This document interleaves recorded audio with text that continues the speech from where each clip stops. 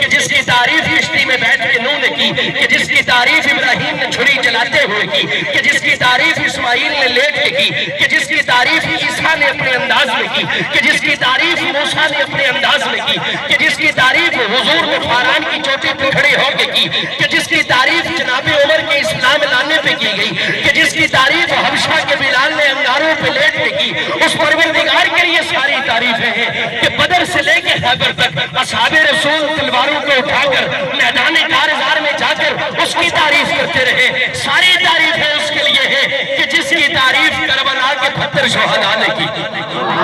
ساری تعریفیں اس کے لیے ہیں کہ جس کی تعریف حسین پاک نے کی، ساری تعریفیں اس کے لیے ہیں کہ جس کی تعریف حسن پاک نے کی، ساری تعریفیں اس کے لیے ہیں حبیب ابن مطہر نے جس کی تعریف کی، ساری تعریفیں اس کے لیے ہیں کہ جناب حر نے جس کی تعریف کی۔ تو پھر میں کیوں نہ کہوں کہ تعریف آب روا کے اندر مچھلی بنائی تو نے، مچھلی کے تیرنے کو آب روا بنایا، مولا ہر شے سے ہے تیری کارگری ٹپکتی، یہ کارخانہ کب تو نے رائے گاہ بنایا۔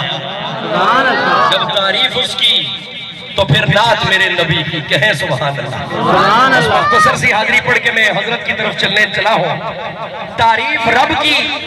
توصیف میرے نبی کی، اور اس نبی کی توصیف و تعریف میں تاجدار گولڑا پیر مہر علی شاہ نے لکھا کہ آج سکھ مترا دی ودھیری ہے، کیوں دلڑی اداس گھنیری ہے، نو نو وچ شوق چگیری ہے، اج نینا لائیا کیوں چھڑیا، مکھ چند بدر شاشانی ہے، مت جم کے لات نورانی ہے، کالی زلف تے آنکھ مستانی ہے، مخمور اکھی ہن مدبریاں، وہ اس صورت میں جان آکھا، جان آکھا کہ جان نے جہان آکھا، سچ آکھا تے رب دی میں شان آکھا، جس شان تو شانہ سب بنیا، سبحان اللہ سبحان اللہ۔